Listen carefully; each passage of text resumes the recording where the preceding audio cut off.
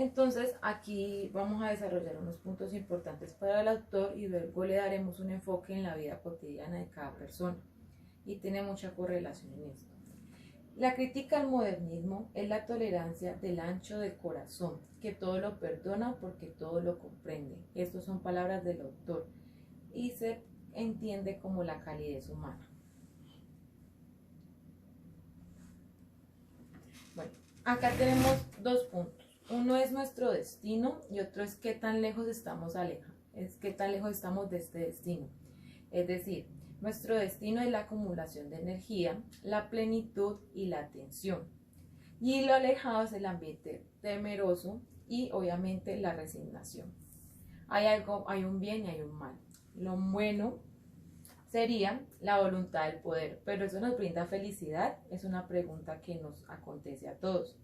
Pero esto solamente es que acrecienta el poder. ¿Y qué es el poder? El poder es guerra y es tener una actitud defensiva a las personas, porque el poder siempre nos causa querer más poder y al querer más poder nunca vamos a satisfacer. En sí, el autor da como una mirada y nos pone a pensar a todos si realmente la felicidad es el poder, porque él lo ve antes lo contrario, es decir, la felicidad nos condena. Lo malo es la debilidad, la compasión activa a los débiles, es decir, lo que nos ha inculcado el cristianismo de tiempos pasados.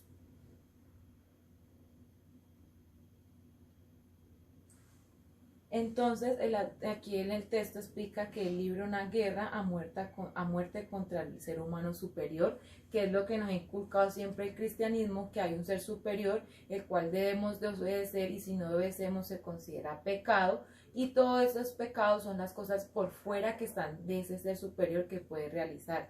Es decir, que si nosotros nos salimos de ese contexto, somos pecadores o simplemente hacemos daño. O sea, es el hombre, como lo dice aquí, es el hombre en abundancias con actitudes positivas, lo que les venía diciendo.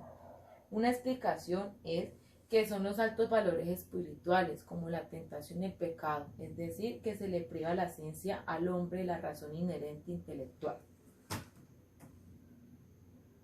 La acusación moral contra el hombre es de carencia moral, aspirando a la divinidad, es decir, al ser como ese ser supremo quiere que seamos, es decir, seguir como un dogmatismo que siempre tenemos que no salirnos de los parámetros, porque cuando nos salimos de ello, siempre nos vemos como diferentes y aquí en este caso estaríamos pecando. Y es corrupto, el individuo pierde su instinto. ¿Los instintos de qué? De la acumulación de las fuerzas, del crecimiento, de la supervivencia, del poder, es decir, de los instintos inherentes al hombre, con los que nacemos, con los propósitos que tenemos en nuestras vidas.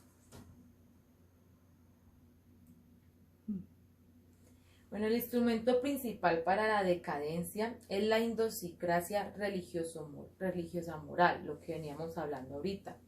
Es el hombre idealista, que en este caso sería el sacerdote, que se impone en contra de los conceptos como la razón, el sentido, el honor, el bienestar. Siempre lo que no nos quiere dejar ver, nos quiere tapar los ojos ante el mundo.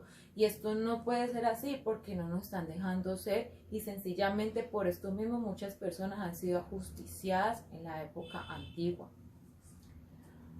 Una posición muy grande es de lo verdadero y lo falso, pero ¿para quiénes? Para el cristianismo, es decir, que son cosas que a veces tenemos conceptos erróneos. Para él lo verdadero es lo perjudicial para la vida, lo que para nosotros no.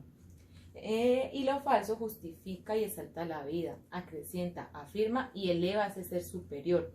En conclusión, la voluntad es antivital y esa voluntad domina.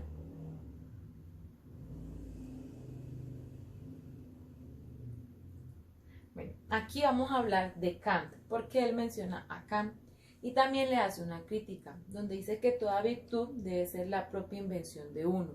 Es verdad, es la necesidad propia, íntima y defensa. Nosotros no es que queramos actuar así, nosotros nos nace actuar, es decir, si tú te places con algo, usted a veces se cohíbe solamente por el que dirán de las personas. Y esto es un peligro. Lo que no está condicionado por nuestras vidas es perjudicial, como les venía diciendo. En conclusión, el texto refleja una abstracción hecha por algunos escépticos que presenta el tipo decente de la filosofía y para el resto de la humanidad desconoce la exigencia de la moralidad intelectual. Y el relacionado a la vida cotidiana tiene mucho sentido, porque todavía en la cotidianidad muchos de nosotros estamos cohibidos al qué dirán de la gente o simplemente siguiendo un dogma, ya sea religioso, social, que siempre nos va a regir bajo unas reglas y va a ser siempre ese ser supremo que nos va a aplacar siempre nuestras ideas y pensamientos.